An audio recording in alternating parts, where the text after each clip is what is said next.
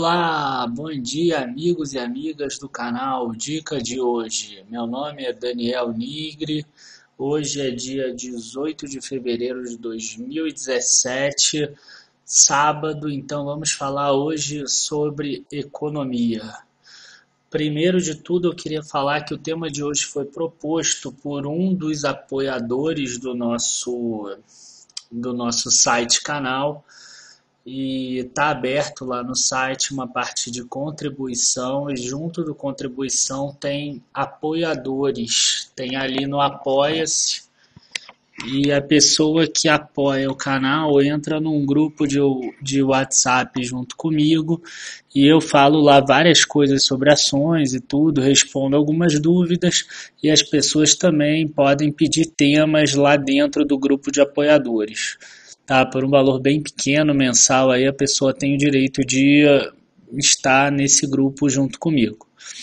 Então esse tema de hoje é bem interessante, eu já queria analisar um tempo, depois que o apoiador pediu, eu resolvi botar ele em prática. Tá? Para quem não conhece, o site é esse, www.dicadehoje7.com. Então vamos lá, vamos começar do início. Antes da crise de 2008. O que aconteceu com os Estados Unidos de forma bem resumida, tá? O salário médio dos americanos, ele estava se achatando desde a década de 80, tá? Igual aconteceu aqui no Brasil, o arrocho salarial e tudo, lá nos Estados Unidos também acontecia. Só que lá o consumo continuou exacerbado. Por quê? Porque tinham acesso ao crédito cada vez maior na década de 2000, muito por causa da questão das hipotecas. Isso gerava um consumo e um crescimento global grande, né? Porque a gente está falando da maior economia do mundo. Então, só para vocês terem uma ideia, imagina que esse aqui é o imóvel hipotecado e esse azul é o valor do imóvel. Aí, no ano seguinte, o imóvel já tinha valorizado, sei lá, 10% em dólar. Então, a pessoa ia lá, já tinha pago um pouco da hipoteca e ela pegava essa diferença aqui, um novo crédito. Então, ela calculava isso como se fosse uma renda para ela mesma. Umas pessoas compravam outros imóveis para alugar e aí com o dinheiro do aluguel pagava a hipoteca e aumentava e aí pegava um empréstimo novo. Mas, enfim, isso aqui virava entre aspas, uma nova renda, como se fosse uma renda extra do trabalho. Aí depois aumentava de novo, então pegavam de novo o valor do novo crédito, e os americanos se acostumaram com isso, né, a pegar essa diferença. Até que chegou um ponto que estourou a bolha dos imóveis americanos, não tem como ficar crescendo 10%, 15% em dólar todo ano, e aí quebrou o sistema, porque a pessoa tinha isso tudo aqui devendo, e o banco agora, o imóvel só valia isso. Essa diferença aqui dos junk bonds representou em torno de 800 bilhões a 1 trilhão de dólares naquela época. O banco retomou o imóvel por esse valor, só que as pessoas que não tinham mais como pagar deviam tudo isso. Essa diferença aqui o banco arcou. A gente viu nessa semana aí alguns vídeos sobre comparação de bancos e tudo. Seria o equivalente, por exemplo, o Itaú ele tem um patrimônio líquido grande, tem uma provisão de devedores duvidosos de 40 bilhões de reais. Imagina que da noite para o dia descobre que tem um contingente de pessoas que eles vão ter que fazer um impairment de 100 bilhões de reais. Entendeu? E acabava o banco, entendeu? Mesmo sendo Itaú, acabaria o banco e isso levaria todo o sistema junto. Entendeu? Isso não está existindo, tá, gente? Isso é só um exemplo. E aí, nesse caso, quebrou o sistema e os bancos centrais do mundo todo tiveram que intervir para controlar isso, porque senão seria um efeito cascata. Um banco tem empréstimo com outro banco, se um banco quebrar, esse um banco não vai conseguir pagar o outro, que vai acabar quebrando porque tem empréstimo com o outro e aí quebrariam todos. Excluindo Lehman Brothers e alguns bancos menores, os bancos e empresas acabaram sendo salvos para se evitar um novo 1929. A ideia tá, que se propagou na época seria aumentar a liquidez dos mercados, foi isso que foi feito, para evitar a retração econômica prolongada e o risco de deflação por falta de demanda, como aconteceu em 1929. Então vamos ver rapidamente o que aconteceu em 1929. Só que esse modelo aqui nunca tinha sido testado antes. A única certeza que se tinha era que não queriam que acontecesse outro 1929. Então eu arranjei esse gráfico aqui dos Estados Unidos, do PIB real dele, e eu quero mostrar o seguinte, esse período aqui é o período que a gente fala de 1929. Ó. Você tem um PIB que caiu dessa faixa para essa faixa. É uma queda de 35% do PIB em 5 anos. Tá, vocês veem que depois ele cresceu direto. Aqui tem um aumento grande durante o período da Segunda Guerra Mundial do PIB, por isso que tem algumas pessoas que têm ideias esdrúxulas, como a única forma de salvar a economia seria com uma nova guerra. E isso é perigoso, mas enfim, tá? Foi real, a economia cresceu muito. Espero que nunca cheguem a esse ponto, mas enfim. E naquele período que a gente viu que o PIB caiu, vamos ver como é que se comportou a inflação, na verdade a deflação. A deflação naquele período foi essa aqui. Você vê que chegou a ter vários períodos que caiu 10%, tá? Porque não existia demanda. As pessoas não tinham dinheiro para comprar. A maior parte do PIB é crescimento, é despesa de família. E as pessoas não tinham como consumir. As indústrias e as empresas não iam investir para aumentar a produção sem ter demanda. E o mercado todo parou. Tudo parou. Então, em vez de ter inflação, tinha deflação, o preço caía, né? Você vendia por qualquer preço para ver se alguém comprava, pelo menos alguma coisa. Para vocês terem uma ideia, nos últimos 10 anos esse aqui é o gráfico. E mesmo com o problema hipotecário que teve nos Estados Unidos e a crise do subprime, a gente vê que o máximo que chegou de deflação foi menos 2%. Então, quer dizer, num primeiro momento, funcionou muito bem o fato de terem inundado o mundo desenvolvido de dinheiro, de ter dado esse excesso de liquidez. Ou seja, não chegou nesse menos 10%. Tem uma outra coisa que eu quero ressaltar também, é o seguinte, muito desse período aqui, antes da década de 50, tá, gente, eram primórdios da economia, as pessoas ainda não tinham testado as coisas, então ninguém sabia direito o que queria acontecer.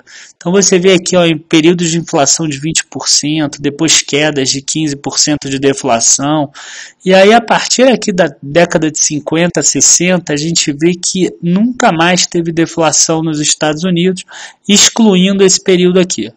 Esse períodozinho pequenininho aqui, ó, é esse período daqui que a gente está vendo nesse gráfico aqui. Tá? A gente vê que teve um período aqui difícil de inflação, que foi a crise do petróleo, e que foi complicado para lá, mas você vê que eles aprenderam a mexer com a economia. É o que a gente chama de ortodoxia da economia. A gente vê aqui o período da deflação de 1929 e a gente vê aqui a deflação de 2008 a 2010. Mas eu acho que eu não sei se ainda ficou claro qual é o grande risco da deflação. E eu vou mostrar aqui para vocês de uma forma um pouco diferente, tá? Vocês podem pensar que o governo, tá, estava preocupado com o bem-estar social e com a vida das pessoas. Estavam também, mas isso não é o principal. Então isso é de certa forma errado. A deflação acaba sendo muito ruim para os gestores públicos, ou seja, para o governo, e a gente vai ver para frente isso.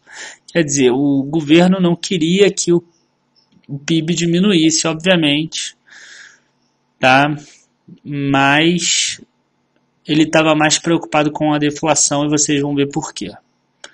Esse aqui é o PIB dos Estados Unidos. Então, só para vocês terem uma ideia, em 2008 o PIB era 14.718. No próximo slide a gente vai usar 15 trilhões como uma forma de arredondar. Então, vamos supor que o governo dos Estados Unidos não tivesse feito nada e tivesse deixado rolar, igual em 1929, e vamos supor que existisse nessa época, por causa disso, uma deflação de 5% ao ano, por falta de demanda, o que iria gerar uma queda do PIB de 5%. Tá? Tem várias suposições aí, mas para vocês entenderem. Então a gente tem aqui a dívida de 15 trilhões, vamos supor, no ano 1, e aqui um PIB de 15 trilhões. A gente tem uma relação dívida-PIB de 100%. Aí no ano 2, essa dívida permanece em 15 trilhões, vamos supor que o governo conseguiu fazer um esforço e conseguiu manter a dívida dele comportada, só que o PIB caiu 5% ao ano, então ele caiu para 14,25. No outro ano, a dívida também 15 trilhões, e o PIB caiu para 13,54. Cada vez mais seria difícil manter a dívida aqui sem ela subir, porque estaria gerando uma arrecadação cada vez menor. E a gente já viu lá no vídeo de gastos e arrecadação pública. Dívida 15 trilhões, mesmo assim, para manter o foco aqui, o que eu quero manter o foco no PIB, eu estou mantendo a dívida igual, tá? PIB 12,86 e, finalmente, o PIB de 12,22 trilhões. A gente vê aqui que essa queda do PIB aqui, promovida por causa desse 5% ao ano por falta de demanda, fez com que a relação dívida-PIB subisse de 100% para 123% no ano 5. Na verdade, aqui é em 4 anos, né? Porque isso aconteceu no ano 1 e isso aconteceu no ano 5. Então, em 4 anos, essa relação subiu 123% se a dívida permanecesse igual. A chance da dívida subir aqui era enorme. Então, os bancos centrais do mundo todos estavam preocupados em ter dívida PIB que subisse de 100%, por exemplo, para 150%, o que seria um grande problema. Então, qual foi a solução dos Estados Unidos? Tá? Excesso de liquidez. A solução encontrada foi forçar a inflação. Já que eles sabiam que ia ter uma deflação forte, que poderia se aproximar com a de 1929, eles forçaram a inflação. Ou seja, emitiu-se mais papel moeda, que em economia é o agregado monetário M0, tá? É o papel moeda mesmo, uma espécie aquele que a gente pega, que guarda na carteira. Então vocês veem que em 2008 existia aqui em torno de 600 bilhões, 700 bilhões de dólares em papel moeda. Teve um aumento grande aqui em 2009, passou para cerca de 2 trilhões de dólares. Aí teve outro aumento aqui em 2012 e outro aumento finalmente em 2014, chegando a perto de 4 trilhões. E agora, com o aumento dos juros, começa a tentar diminuir, ou seja, começa a tentar enxugar esse excesso de moeda do mercado. E é importante ressaltar o seguinte, teve um aumento de 6 vezes o papel moeda emitido e o PIB nesse período, a gente viu naquele outro gráfico, só 30% do PIB. Normalmente a quantidade de papel moeda aumenta de acordo com o crescimento do PIB. Agora vamos ver a solução da China. A gente vai ver que o M0 da China, ele acompanha o crescimento do PIB da China. Subiu em torno aqui de 3 vezes, que é mais ou menos o que o PIB cresceu. Só que a China teve uma outra forma de lidar com a situação. Ela cresceu os empréstimos. Então diminuiu muito a taxa de juros, concedeu empréstimo para qualquer empresa lá na China. Então a gente ouve falar sobre cidades fantasmas, sobre rodovias que não vão para lugar nenhum, sobre hotéis que não tem ninguém hospedado, enfim, infraestrutura para lugares que não tem ninguém. A gente vê que durante o período da crise teve um crescimento de empréstimo ano para ano de 35%, 30%, a 25%, bem maior do que o que era e do que o que é hoje. E isso aqui vai cobrar um preço. O que aconteceu? Com esse crescimento dos empréstimos, ele só foi possível porque houve um efeito multiplicador de moeda muito grande. Então é a economia mais alavancada do mundo hoje, a China. Eu já cheguei a fazer conta em um outro vídeo ali, quando eu falo da bolha chinesa, que existe cerca de 70 vezes a quantidade de papel moeda em moedas, né, de forma geral, dentro da China. E isso pode ser um problema no futuro para os bancos. Os bancos podem acabar quebrando por causa disso. Só para vocês terem uma ideia, o Brasil hoje ele cobra num depósito à vista de compulsório 45%. Então você imagina, você vai lá no banco, deposita R$1.000, o banco tem que separar R$450 e deixar depositado no Banco Central como garantia que ele vai ter dinheiro para te devolver. Na China, esse valor era 17% aqui em 2008 e hoje ele é 6%. Quer dizer, um chinês chega no banco e deposita 1.000 ienes, o banco só precisa depositar no Banco Central da China 60 ienes. Ele pode emprestar os outros 940. Entendeu? Isso é uma bolha de neve enorme. Tá? Que causou... Vale a pena ver lá o vídeo Bolha Chinesa.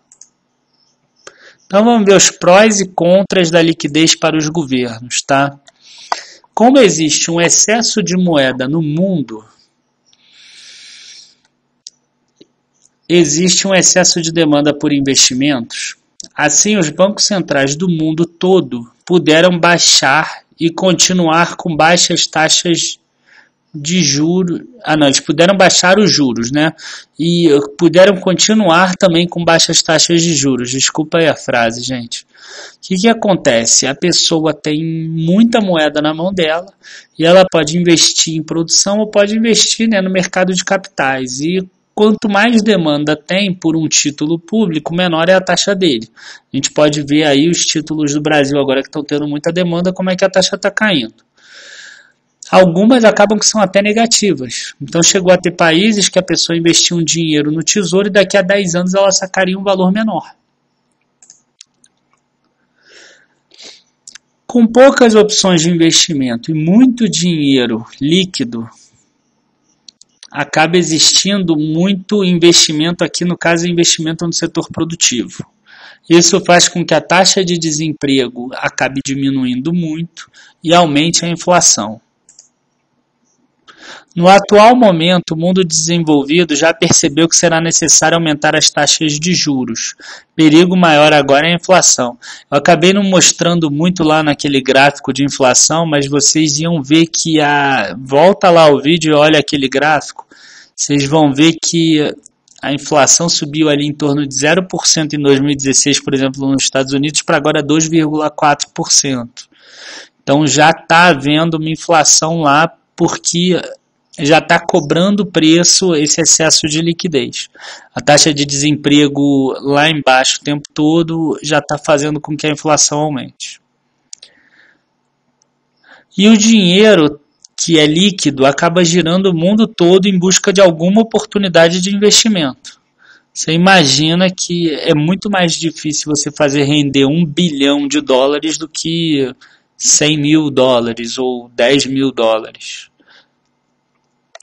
Então a gente vê que no mundo todo já teve crescimento expressivo e máximas históricas do valor dos imóveis, das bolsas, da Bolsa dos Estados Unidos, S&P, Bolsa da China já teve, a própria Bolsa brasileira aqui já está chegando perto da máxima, as commodities estão chegando nas máximas aí dos últimos anos, os bitcoins, já está tendo crescimento expressivo de qualquer coisa que você possa investir. Mas aí você me pergunta, então por que os governos não vão aumentar logo os juros? Né? Se precisa, se está tendo inflação, tem que aumentar os juros. E eles devem aumentar os juros, mas eles não queriam aumentar os juros. Por que eles não queriam aumentar os juros? Eu vou pegar um exemplo prático para todo mundo entender. Imagina que você quer pegar um empréstimo para um imóvel e você só pode pagar R$4 mil por mês de parcela, porque o banco ele fala assim, só pode pagar de parcela 30% da tua renda. Então, se você tem um empréstimo de 1% ao mês, você só pode pegar R$389 mil de empréstimo. Então imagina que você vai pegar 50% do valor do imóvel, você vai poder, imagina que você tenha, sei lá, 200 mil ou 300 mil para dar de entrada. Você vai poder morar num imóvel de 690 mil. Se você pegar um empréstimo de 0,8% ao mês, você já vai poder morar num imóvel de 770 mil. Se você conseguir a taxa zero, igual os bancos centrais dos Estados Unidos conseguiam, você já vai conseguir morar num imóvel de 1,74 milhão.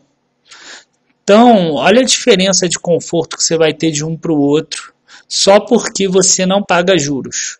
E é exatamente isso que os bancos centrais conseguiram durante esse tempo. Eles estão gerando uma inflação que está tirando o poder de compra dos consumidores e ele está conseguindo pagar um juro muito baixo, no caso só amortização na taxa zero, e pegando uma quantidade expressiva de dinheiro para financiar a dívida dele a um custo muito baixo. Essa farra deve acabar. E qual é a minha conclusão em relação a tudo isso, tá? Primeira coisa, as pessoas devem ficar meio preocupadas quando virem esse vídeo. Então eu quero dizer o seguinte, a matéria mais antiga que achei de excesso de liquidez foi de 2011. Quer dizer, a pessoa que está preocupada desde 2011, aqui no Brasil que o juro é alto, ela já perdeu, mesmo se ela botasse na renda fixa, ela já perdeu 100% de ganho, tá? Então, quer dizer, não adianta você também ficar com excesso de cuidado, porque isso pode não acontecer. Pode ser que os bancos centrais salvem todo mundo de novo quando acontecer um colapso e essa crise seja jogada para tipo 2025 ou 2026, mas em vez de ser 4 trilhões, vai ser 15 trilhões. A única forma de se proteger realmente seria com ativos físicos. E esses ativos físicos eles não rendem tanto, né? Ouro, dólar, terrenos, arte. Eles só vão render realmente nesse período que tiver um estresse. Que aí as pessoas procuram os ativos livres de risco. O tamanho do problema atual beira os 4 trilhões de dólares, desculpa. A China ainda tem 3 trilhões de reservas. Então, se o governo chinês precisar salvar os bancos pelo excesso de multiplicação da moeda, ela ainda tem uma reserva. Imagina que desses 3 trilhões de reservas vai ter uns 2 trilhões que são líquidas. Tá? Nem tudo aqui é líquido. Mas existe dinheiro suficiente para salvar os bancos chineses caso aconteça algum problema lá. Que vai ser sentido no mundo todo, obviamente. O mundo inteiro irá sofrer se acontecer alguma coisa. O excesso de dinheiro que foi colocado não resolveu os problemas de desigualdade, isso é interessante a gente depois comentar em algum outro momento. Que o aumento de crescimento das economias, do PIB e tudo, às vezes eles aumentam a desigualdade, mas só que eles fazem melhorar também a qualidade de vida da camada mais pobre da população, só que aumenta a qualidade da camada mais rica mais do que aumenta a qualidade da camada mais pobre. E em algum momento, na minha opinião, as pessoas e instituições irão parar de aplicar dinheiro para ganhar taxa com juros reais negativos. E aí pode ser que quebre o sistema ao contrário, né? No caso dos governos, como aconteceu ali no caso das hipotecas americanas, que chegou um ponto que a pessoa não tinha mais como pegar um novo empréstimo. Eu imagino que um dia vai acontecer isso. As pessoas não vão mais querer financiar a dívida dos governos para ganhar 0% ao ano, ou 1% ao ano. Elas vão chegar num ponto que elas vão falar assim, não, prefiro deixar o dinheiro aqui comigo parado na conta do que financiar os Estados Unidos, a Alemanha, o Japão, a China. Então são coisas para se pensar. E é isso, chegamos ao final de mais um vídeo. Eu espero que vocês tenham gostado. Convido de novo a entrar no site www.dicadehoje7.com e queria agradecer aí a presença de todos. Um bom final de semana, bons negócios na segunda. Abraços.